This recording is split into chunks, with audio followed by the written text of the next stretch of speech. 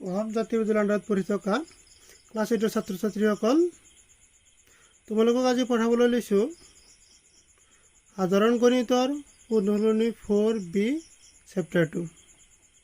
ইয়াত আগৰ ভিডিঅ'বিলাকত আমি হাতলৈকে কৰিছিলোঁ। ইয়াত 8 নম্বৰৰ কেইটাত কি কৈছে? 8 নম্বৰৰ কেইটাত কৈছে তলৰ সংখ্যাবোৰৰ গুণাত্মক বিপৰীতবোৰ লিখা। এতিয়া কথা হ'ল কি, গুণাত্মক বিপৰীত কাক কয় সেইটো আগতে জানি লোৱা। চোৱা, গুণাত্মক বিপৰীত কাক কয় বা গুণাত্মক বিপৰীতৰ আৰু এটা নাম হ'ল প্ৰতিক্ৰম বা প্ৰতিলোম।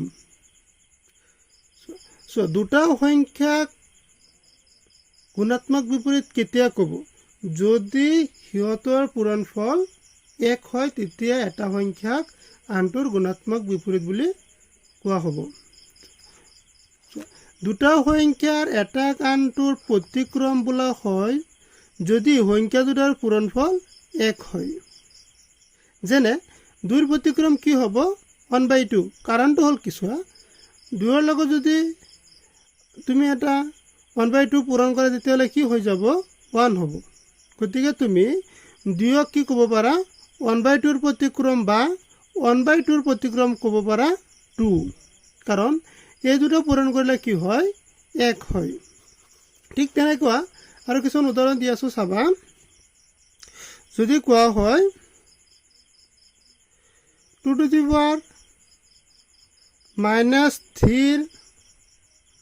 প্ৰতিক্ৰম কিমান? তেতিয়াহ'লে আমি কি লিখিব লাগিব?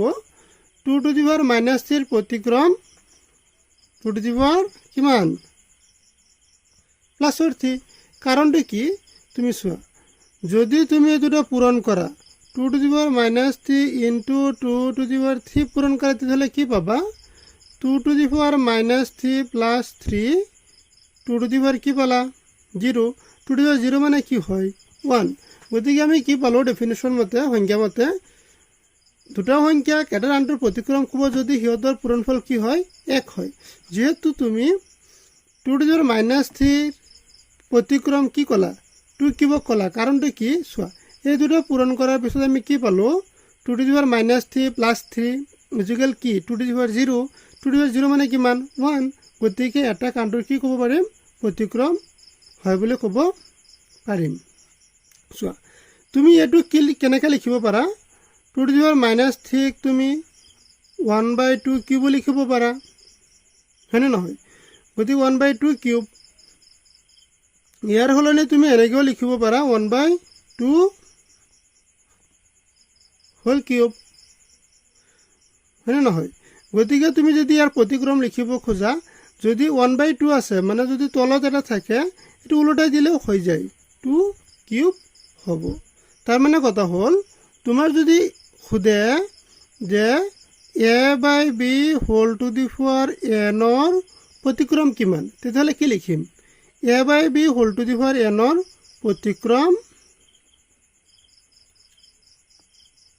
প্ৰতিক্ৰম কি হ'ব? তুমি লিখিব পাৰিবা, যিহেতু পাৱাৰটো কি হ'ব লাগে? 0 হ'ব লাগে। 0 হ'লে কি হৈ যাব? তোমাৰ এইটোৰ মান 1 হৈ যাব। গতিকে তুমি লিখিব পাৰিবা a/b⁴n, বা তুমি এইটো লিখিব পাৰা b/a⁴n লিখিব পাৰা। তাৰমানে a/b⁴n প্ৰতিক্ৰম কি? a/b⁴ বা b/a⁴n। এতিয়া আমি আঠৰ অংককেইটা চাম। চোৱা, প্ৰথমটো দিয়া আছে 3/4। 3/4ৰ প্ৰতিক্ৰম কি হ'ব? 3/4ৰ লগত কি পূৰণ কৰিলে 1 হ'ব? 3/4ৰ লগত যদি তুমি কি কৰা? 4/3 এটা পূৰণ কৰা, তেতিয়া কি পাবা? 4 4 কেঞ্চেল, 3 3 কেঞ্চেল, মানে কি পালা? 1। তাৰ মানে কি হ'ব? 3/4ৰ প্ৰতিক্ৰম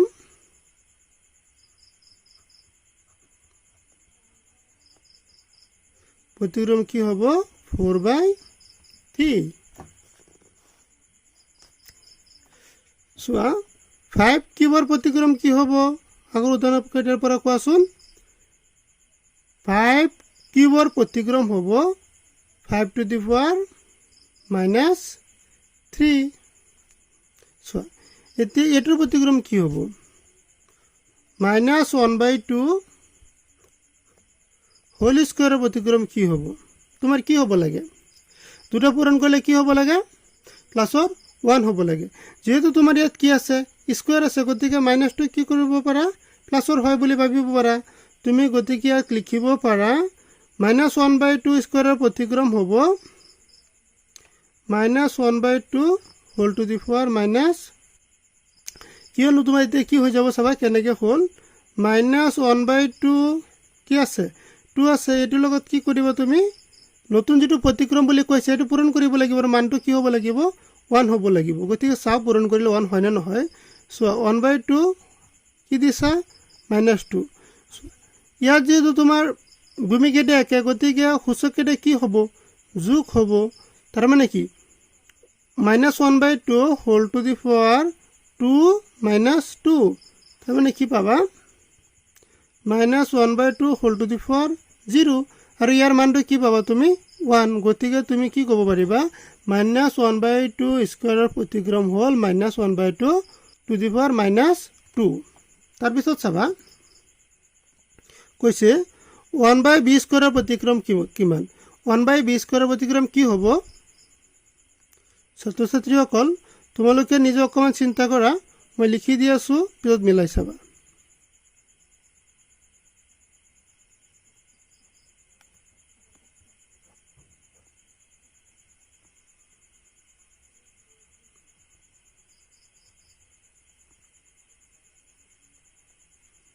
কাৰ লগত মিলিছে উত্তৰটো নিজেই চাই লবা তো আৰু এটা দি আছো চাবা -p/q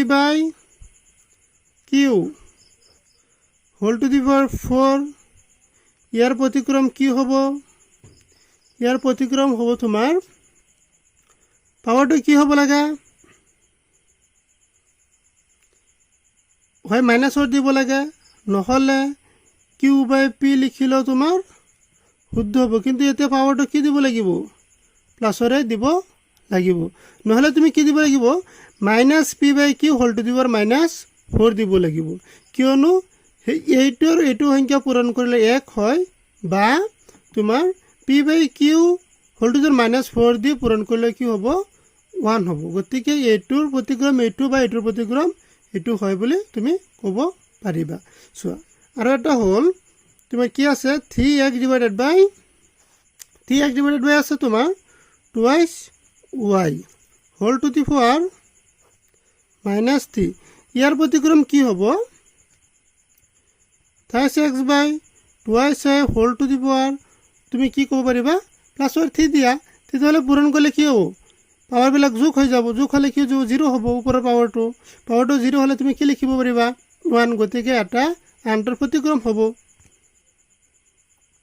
ছাত্ৰ-ছাত্ৰীসকল নিশ্চয় বুজি পাইছা বুজি নাপালে মোক কমেন্ট কৰি জনাবা ছাত্ৰ-ছাত্ৰীসকল এতিয়া 9 নম্বৰ প্ৰশ্নটো চাবা ইয়াত কি কৈছে 6 টু দি পাৱাৰ -3 লগত কি সংখ্যা পূৰণ কৰিলে 6 স্কয়াৰ হ'ব তোমালোকে চোৱা মই যদি সুধো যে 7 ৰ লগত কি সংখ্যা পূৰণ কৰিলে 42 হ'ব তোমালোকে অতি সহজতে উত্তৰ দিব পাৰিবা কি সংখ্যা পূৰণ কৰিলে 6 পূৰণ কৰিলে হয় না নহয় এতিয়া যদি আমি 42 ক 7 দি হৰণ কৰো তেতিয়াহ'লে আমি কি পাও 42 ক যদি আমি 7 দি হৰণ কৰো কি পাম 6 পাম হয় না নহয় কিয়নো 7 আৰু 6 পূৰণ কৰিলে কি হয় 42 হয় গতিকে আমি কি ক'ব পাৰিলো যে 42 ক হৰণ কৰিলে যিটো সংখ্যা পোৱা যায় সেই সংখ্যাটোৰ লগত যদি 7 পূৰণ কৰো তেতিয়াহ'লে আমি কি পাম 42 পাম গতিকে ইয়াৰ নিচিনা চাবাচোন কৈছে 6 কিউবৰ লগত 6 টু দি -3 লগত কি সংখ্যা পূৰণ কৰিলে 6 স্কয়াৰ হ'ব গতিকে তুমি কি কৰিব লাগিব এই সংখ্যাটো দি 6 টু দি -3 দি কি কৰিব লাগিব 6 স্কয়াৰক হৰণ কৰিব লাগিব যেনেকে 6 ৰ লগত কি সংখ্যা পূৰণ কৰিলে কি হৈছিল 42 হৈছিল আমি কি কৰিছিলো 7 দি 42ক হৰণ কৰিছিলো কিয়নো আমি ডাঙৰ সংখ্যাটো সৰু সংখ্যাটো দি হৰণ কৰিব লাগে গতিকে আমি ইয়াত কি কৰিম 6 টু দি পাৱাৰ -3 6 স্কয়াৰক আমি কি কৰিম 6 স্কোয়াৰক 6 টু দি পাৱাৰ মাইনাছ 3 দি কি কৰিম হৰণ কৰিম চোৱা এতিয়া তুমি যদি লক্ষ্য কৰা দেখা পাবা কি ইয়াৰো ভূমি যিটো ইয়াৰো ভূমি একে ঠাই গতিকে তুমি কি লিখিবা এটা ভূমি লিখি লৈ মাইনাছ 3 দিবা কিয়নো সূত্ৰ এটা আছিলে a to the power n divided by a to the power m হলে তোমাৰ কি আছিলে a to the power n minus m আছিলে গতিকে এইটো সূত্ৰ এপ্লাই কৰিলে কি পাবা 6 টু দি পাৱাৰ 2 মাইনাছ 3 কিয়নো এইটো মাইনাছৰ আছে গতিকে তুমি কি পাবা 6 to the power minus 6 square মাইনাছে মাইনাছে কি হয় প্লাছ হয় গতিকে 6 স্কোয়াৰ প্লাছ কিমান আছে 3 কি পাই গলা 6 টু দি পাৱাৰ 5 তাৰ মানে কি 6 টু দি পাৱাৰ মাইনাছ 3 লগত 6 টু দি পাৱাৰ 5 পূৰণ কৰিলে কি হয় 6 স্কোয়াৰ হয়